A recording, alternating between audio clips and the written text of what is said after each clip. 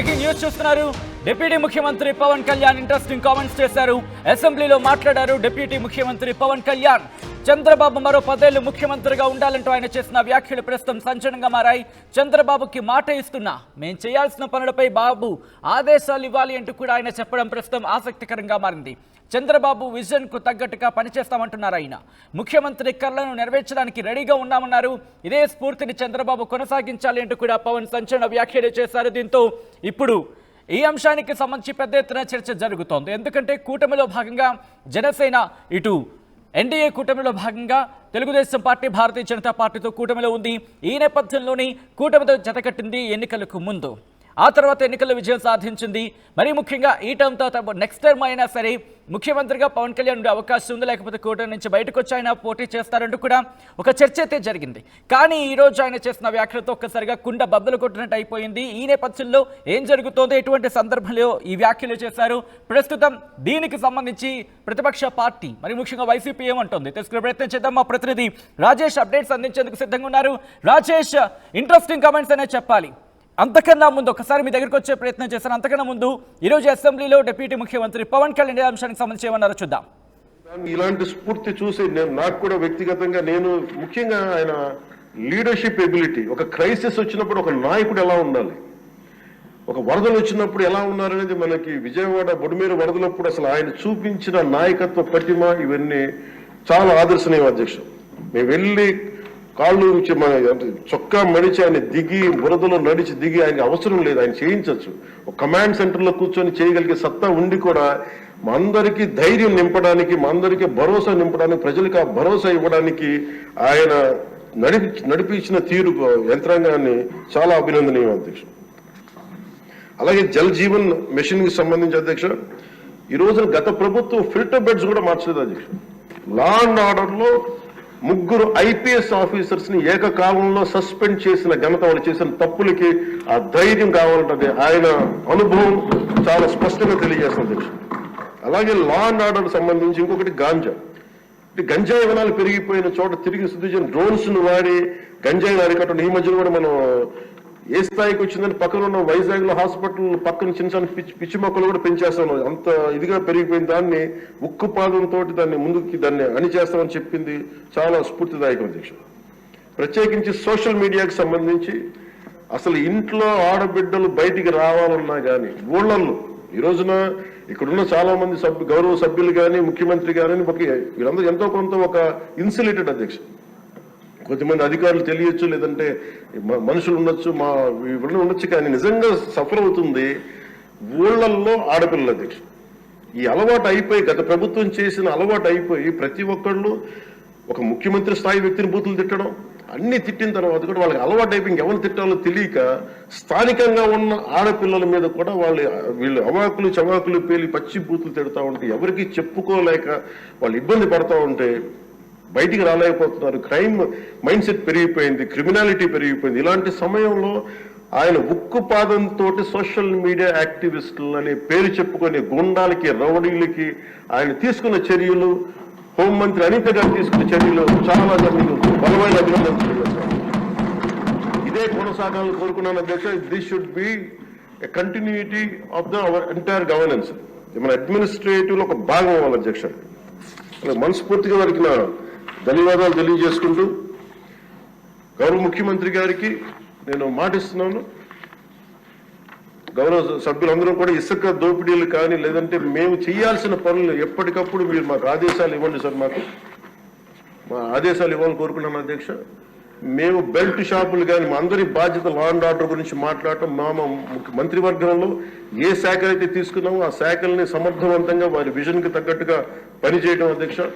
ఇవన్నీ కూడా మేము ఆయన ఏ కళ అయితే కన్నారో ఆ కళ నెరవేర్చడానికి, పూర్తి చేయడానికి మేమందరం సంసిద్ధంగా ఉన్నామని తెలియజేసుకుంటూ, మీరు 5 సంవత్సరాలు కాదు గౌరవ ముఖ్యమంత్రి గారు తెలియజేసిన అధ్యక్ష, మీరు ఇంకొక దశాబ్దం కూడా ఈ రాష్ట్రానికి ముఖ్యమంత్రిగా కొనసాగి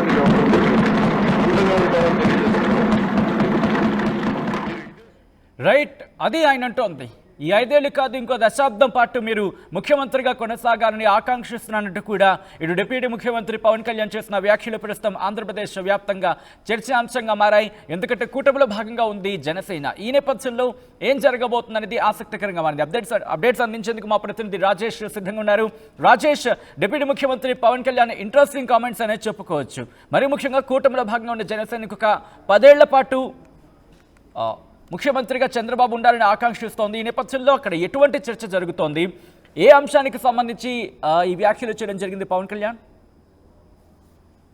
ఖచ్చితంగా ఇవి చాలా ఇంట్రెస్టింగ్ కామెంట్స్ గా చూడాలి సచిన్. ఎందుకంటే ఆంధ్రప్రదేశ్ పాలిటిక్స్ లో ఇవి కీలక కామెంట్ గానే పరిగణించాలి. ఎందుకంటే 2029 లేకపోతే 2027లో జమిలీ ఎన్నికలు వస్తే భారతీయ జనతా పార్టీ, టీడీపీ, జనసేన మరోసారి కలిసి పోటీ చేస్తాయా లేదా అనే సందేహాలు చాలా మందిలో ఉన్నాయి. ఎందుకంటే ఆల్రెడీ 2024లో పవన్ కళ్యాణ్ సీఎం పదవిని త్యాగం చేశారని చాలా మంది మాట్లాడుకుంటున్న నేపథ్యంలో 2029లో అయినా పవన్ కళ్యాణ్ సీఎం గా చూడాలని చాలా మంది భావిస్తున్న తరుణంలో స్వయంగా పవన్ కళ్యాణ్, డిప్యూటీ సీఎం పవన్ కళ్యాణ్ ఈ వ్యాఖ్యలు చేయడం, మరో దశాబ్ద కాలం పాటు ముఖ్యమంత్రిగా చంద్రబాబే ఉండాలి, రాష్ట్రానికి ఆయన విజన్ అవసరం అంటూ పవన్ కళ్యాణ్ వ్యాఖ్యలు చేయడం ద్వారా చాలా మంది ప్రశ్నలకు ఈరోజు సమాధానం దొరికినట్టుగా అవుతుంది. ఖచ్చితంగా వచ్చే ఎన్నికల్లో కూడా మరోసారి జనసేన, టీడీపీ, బీజేపీ కూటమి మరోసారి జత కట్టబోతుంది. దాంట్లో సీఎం క్యాండిడేట్ గా చంద్రబాబే ఉండబోతున్నారంటూ పవన్ కళ్యాణ్ ఈ రోజు కొండబద్దలు కొట్టారు. చాలా మందికి ఉన్న అపోహలను ఈ రోజు తొలగించారని చెప్పుకోవచ్చు. అసెంబ్లీలో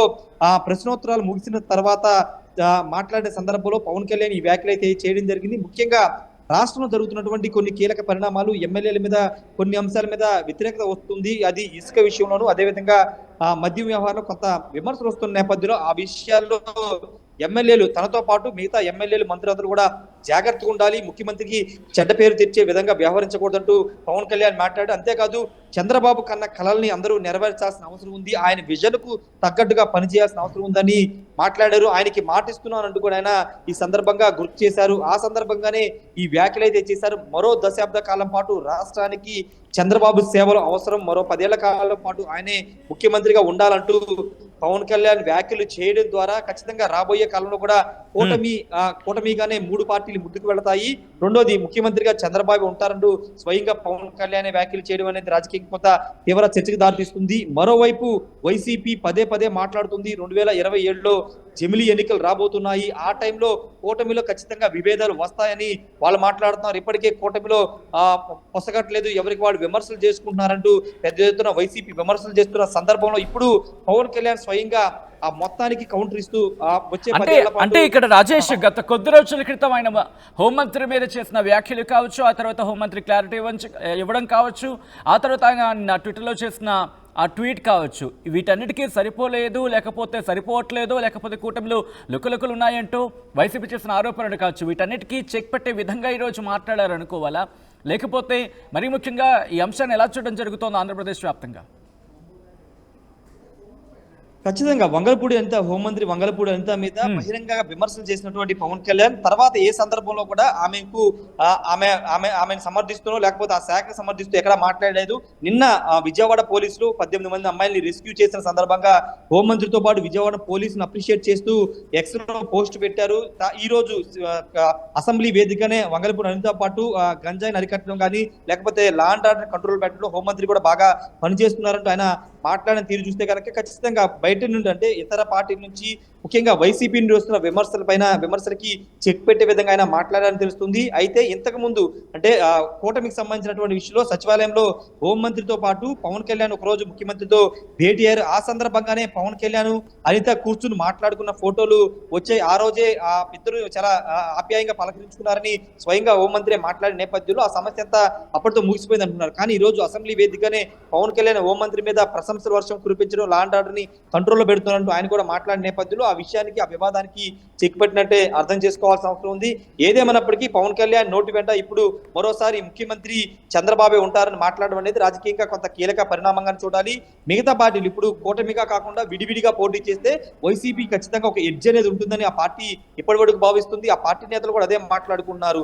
2024 ఎన్నికల్లో విడివిడిగా పోటీ చేస్తే ఖచ్చితంగా వైసీపీ మరోసారి అధికారంలోకి వచ్చేదని ఆ పార్టీ అంచనా వేసుకుంది. కానీ కూటమిగా రావడంతోనే ఓడిపోయాం నా పార్టీ నేతలు మాట్లాడుకున్న సందర్భంలో మరోసారి 2029లో సీఎంగా పవన్ కళ్యాణ్ ఉండడం కోసమైనా కూటమి చీలిపోతుంది, కూటమి విడివిడిగా పోటీ చేసిన చాలా మంది మాట్లాడుకుంటున్న తరుణంలో ఇప్పుడు పవన్ కళ్యాణ్ విడిపోవడానికి ఆస్కారమే లేదు, మరో దశాబ్ద కాలం పాటు చంద్రబాబే ముఖ్యమంత్రిగా ఉంటారంటూ ఆయన చేసిన వ్యాఖ్యల ద్వారా మరోసారి కూటమి కలిసి పోటీ చేయబోతుంది, ముఖ్యమంత్రి అభ్యర్థిగా చంద్రబాబు ఉండబోతున్నారు, తాను ఇంకా ముఖ్యమంత్రి రేసులో లేరు అంటూ పవన్ కళ్యాణ్ అయితే చెప్పడం జరిగింది. సచిన్ రైట్ రాజేష్. సో మొత్తంగా అయితే మాత్రం డిప్యూటీ ముఖ్యమంత్రి పవన్ కళ్యాణ్ ఇంట్రెస్టింగ్ కామెంట్స్ చేశారు. అసెంబ్లీలో మాట్లాడారు ఆయన. డిప్యూటీ ముఖ్యమంత్రి చంద్రబాబు మరో 10 ఏళ్లు ముఖ్యమంత్రిగా ఉండాలి అంటూ కూడా ఆయన ఆకాంక్షించారు. ఈ అంశానికి సంబంధించి ఆయన అసెంబ్లీలో మాట్లాడారు. ఆయన ఏమన్నారు చూద్దాం.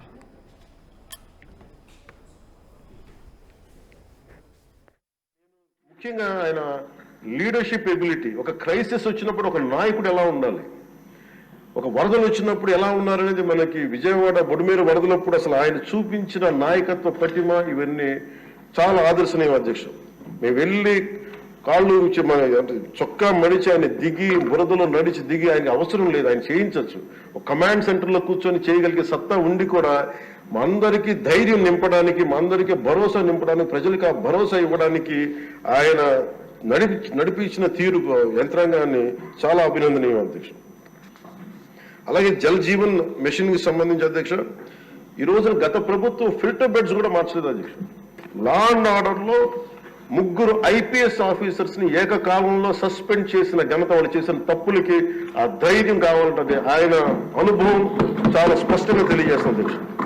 అలాగే లా అండ్ ఆర్డర్ సంబంధించి ఇంకొకటి గాంజా, గంజాయి వనాలు పెరిగిపోయిన చోట తిరిగి శుద్ధి డ్రోన్స్ ను వాడి గంజాయిని అరికట్టడం. ఈ మధ్యలో కూడా మనం ఏ స్థాయికి వచ్చిందని పక్కన ఉన్న వైజాగ్ లో హాస్పిటల్ పక్కన చిన్న చిన్న పిచ్చి మొక్కలు కూడా పెంచేస్తాను, అంత ఇదిగా పెరిగిపోయిన దాన్ని ఉక్కుపాదంతో దాన్ని అణిచేస్తామని చెప్పింది చాలా స్ఫూర్తిదాయకం అధ్యక్షుడు.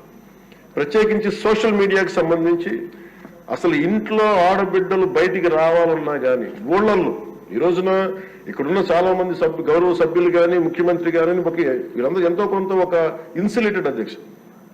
కొంతమంది అధికారులు తెలియచ్చు, లేదంటే మనుషులు ఉండొచ్చు, ఇవన్నీ ఉండొచ్చు, కానీ నిజంగా సఫర్ అవుతుంది ఊళ్ళల్లో ఆడపిల్లల అధ్యక్షుడు. ఈ అలవాటు అయిపోయి గత ప్రభుత్వం చేసిన అలవాటు అయిపోయి ప్రతి ఒక్కళ్ళు ఒక ముఖ్యమంత్రి స్థాయి వ్యక్తిని బూతులు తిట్టడం, అన్ని తిట్టిన తర్వాత కూడా వాళ్ళకి అలవాటు అయిపోయి ఇంకెవరు తిట్టాలో తెలియక స్థానికంగా ఉన్న ఆడపిల్లల మీద కూడా వీళ్ళు అవాకులు చవాకులు పేలి పచ్చి బూతులు తిడతా ఉంటే ఎవరికి చెప్పుకోలేక వాళ్ళు ఇబ్బంది పడతా ఉంటే బయటికి రాలేకపోతున్నారు. క్రైమ్ మైండ్ సెట్ పెరిగిపోయింది, క్రిమినాలిటీ పెరిగిపోయింది. ఇలాంటి సమయంలో ఆయన ఉక్కుపాదంతో సోషల్ మీడియా యాక్టివిస్టులు అనే పేరు చెప్పుకునే గుండాలకి, రౌడీలకి ఆయన తీసుకున్న చర్యలు, హోంమంత్రి అనిత గారు తీసుకున్న చర్యలు చాలా బలమైన అభినందనలు. ఇదే కొనసాగాలని కోరుకున్నాను అధ్యక్ష. This should be a continuity of our entire governance. మన అడ్మినిస్ట్రేటివ్ లో ఒక భాగం అవ్వాలి అధ్యక్ష. మనస్ఫూర్తిగా వారికి నా ధన్యవాదాలు తెలియజేసుకుంటూ గౌరవ ముఖ్యమంత్రి గారికి నేను మాటిస్తున్నాను, గౌరవ సభ్యులందరూ కూడా ఇసుక దోపిడీలు కానీ లేదంటే మేము చేయాల్సిన పనులు ఎప్పటికప్పుడు మీరు మాకు ఆదేశాలు ఇవ్వండి సార్. మా ఆదేశాలు ఇవ్వాలని కోరుకున్నాను అధ్యక్ష. మేము బెల్ట్ షాపులు కానీ మా అందరి బాధ్యత లా అండ్ ఆర్డర్ గురించి మాట్లాడటం, మంత్రివర్గంలో ఏ శాఖ అయితే తీసుకున్నామో ఆ శాఖల్ని సమర్థవంతంగా వారి విజన్ కి తగ్గట్టుగా